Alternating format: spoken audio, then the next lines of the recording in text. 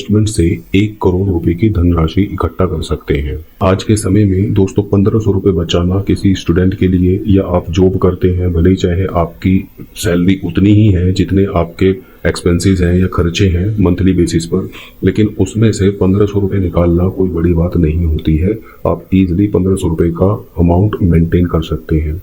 और मैं आपको लाइव प्रूफ करके दिखाऊंगा कि किस तरह से अगर हम पिछले कुछ एक सालों से इन स्कीम्स के अंदर अपना पैसा इन्वेस्ट करते तो आज शायद 1 करोड़ रुपए के अमाउंट के हम आसपास होते। या अगर किसी पर्सन ने हमारे सिस्टमेटिक वे को इन्वेस्टमेंट में यूज किया है तो दोस्तों उनके पास में वाकई में 1500 रुपये या 2000 रुपये का अमाउंट हर महीने सेव करके इन्वेस्टमेंट करने पर 1 करोड़ रुपए के आसपास हो चुका है।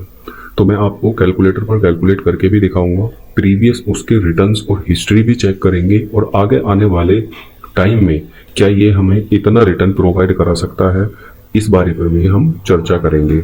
और कैसे आप एक पर्टिकुलर म्यूचुअल फंड के अंदर इन्वेस्टमेंट करके 1 से 1.5% का आप रिटर्न कमा सकते हैं या अपने रिटर्न को आप बचा सकते हैं, उसके बारे में भी मैं वीडियो में आपको आखिर में बताऊंगा।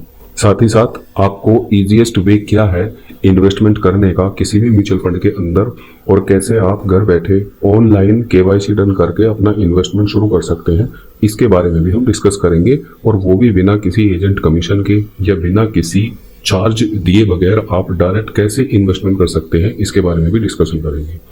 तो चलिए सबसे पहले दोस्तों बात करते हैं कि ये कैसे पॉसिबल है।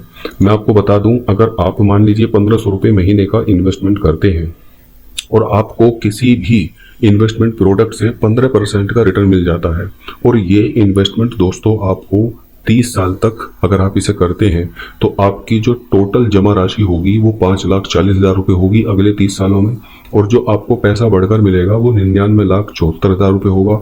लेकिन उसके अगेंस्ट जो टोटल प्रॉफिट आपको, यानी कि जो टोटल आपकी वेल्थ गेन होगी वो कितनी होगी, 1,51,04,731 रुपये।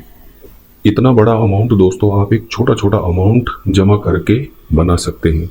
अब बहुत सारे लोग दोस्तों 30 साल का पीरियड देखकर या 30 साल का पीरियड सुनकर वीडियो को स्किप कर चुके होंगे और सोच रहे होंगे कि इतने लंबे समय के लिए कौन इन्वेस्ट करता है। लेकिन दोस्तों मैं आपको बता दूं, ये छोटा छोटा अमाउंट मात्र आपने 5,40,000 रुपये का इन्वेस्टमेंट किया है और उसके अगेंस्ट आपको दोस्तों 1 करोड़ रुपए की धनराशि इकट्ठा हो रही है।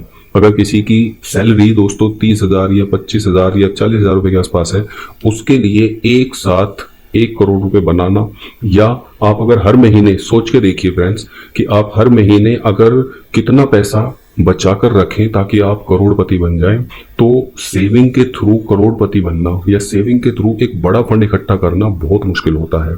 तो सबसे बेस्ट वे क्या है कि हम अपने पैसे को, जो भी हम सेव करते हैं, उसे कहीं इन्वेस्ट करें, और वो इन्वेस्टमेंट ऐसा हो जहां से हमें कंपाउंड इफेक्ट यानी चक्रवृद्धि ब्याज का लाभ मिले और एक कंसिस्टेंट रिटर्न हमें मिलता चला जाए।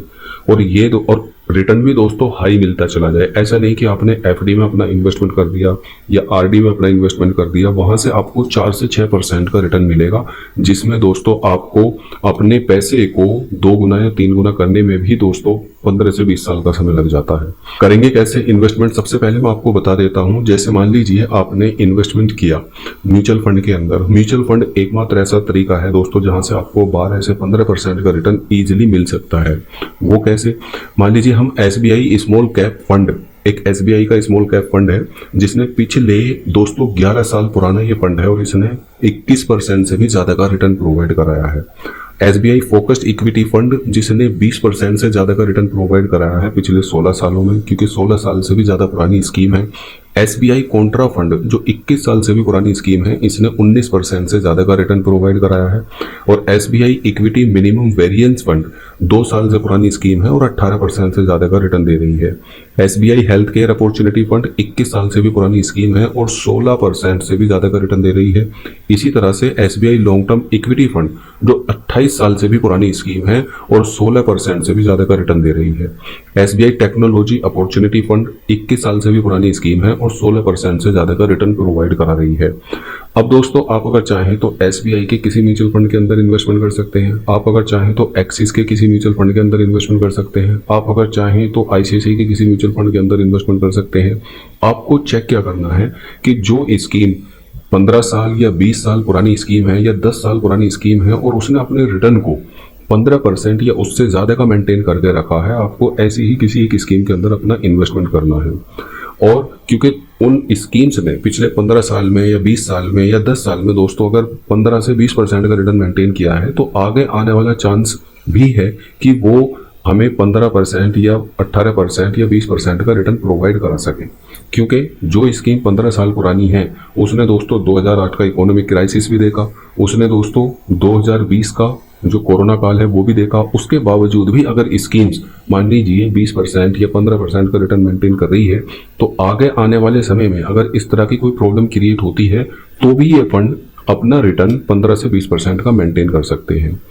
तो दोस्तों अब इन्वेस्टमेंट करने का तरीका क्या है? इन्वेस्टमेंट आप कई तरह से कर सकते हैं। पहला तरीका यह है कि आप अगर चाहें तो खुद ऑफिशियल वेबसाइट पर जाकर किसी भी एएमसी की, चाहे एसबीआई हो या आईसीआईसीआई हो या दोस्तों एक्सिस हो, वहां पर आप इन्वेस्टमेंट कर सकते हैं। या आप अगर चाहें तो ये इन्वेस्टमेंट आप किसी के थ्रू कर सकते हैं, किसी एजेंट के थ्रू। लेकिन अगर आप एजेंट के थ्रू करेंगे या अपने बैंक में डायरेक्ट जाकर किसी म्यूचुअल फंड के बारे में बात करेंगे, तो वो आपका इन्वेस्टमेंट रेगुलर कैटेगरी में कराएगा।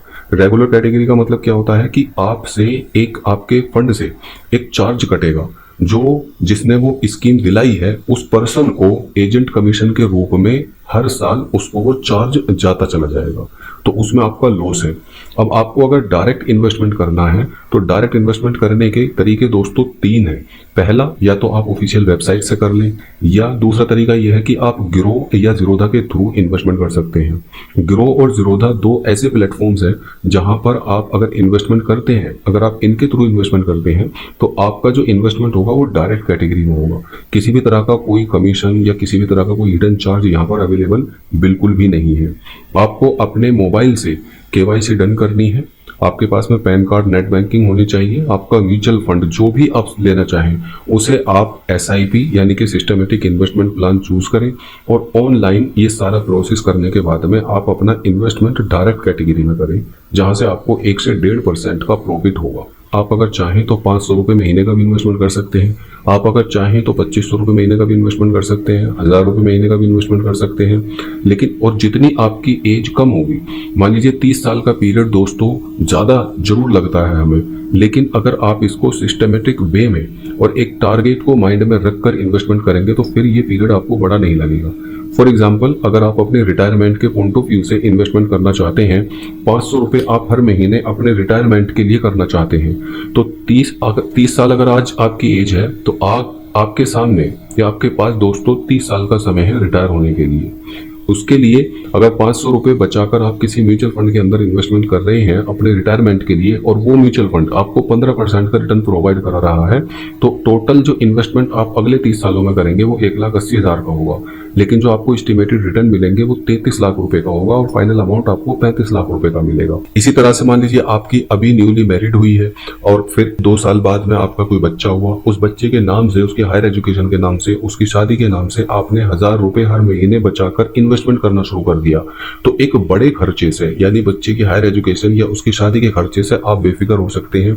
अगले 15-20 सालों में अगर मान लीजिए आप 20 साल के लिए ये इन्वेस्टमेंट करते हैं और 1000 रुपए महीने का इन्वेस्टमेंट करते हैं, तो दोस्तों 1000 रुपए हर महीने इन्वेस्ट करने से 15% के रिटर्न के अकॉर्डिंग 20 साल में आपको 15 लाख रुपए फाइनल अमाउंट मिल जाएगा। तो ये दोस्तों पहले आप अपना टारगेट सेट करें, उसके अकॉर्डिंग अपना आप टाइम पीरियड चूज करें। आप अगर चाहें तो म्यूचुअल फंड में कोई बाउंडेशन नहीं होते कि आपको 20 साल ही इन्वेस्टमेंट करना है। आप अगर चाहें तो 15 साल के लिए भी कर सकते हैं, 10 साल के लिए भी कर सकते हैं, 5 साल के लिए भी कर सकते हैं, या उससे कम समय के लिए भी कर सकते हैं। ये टोटली आपके ऊपर डिपेंड करता है। जितना ज्यादा समय के लिए आप इन्वेस्टमेंट करके रखेंगे उतना ही दोस्तों ज्यादा आपको वेल्थ गेन होता हुआ दिखाई देगा, क्योंकि टाइम के चलते उसमें कंपाउंड इफेक्ट का असर आपको आता हुआ दिखाई देगा। आई होप आपको ये जानकारी अच्छी लगी होगी। अगर वीडियो पसंद आए तो हमारे चैनल को सब्सक्राइब करें और हमारे इस वीडियो को ज़्यादा से ज़्यादा लोगों को शेयर करें। धन्यवाद।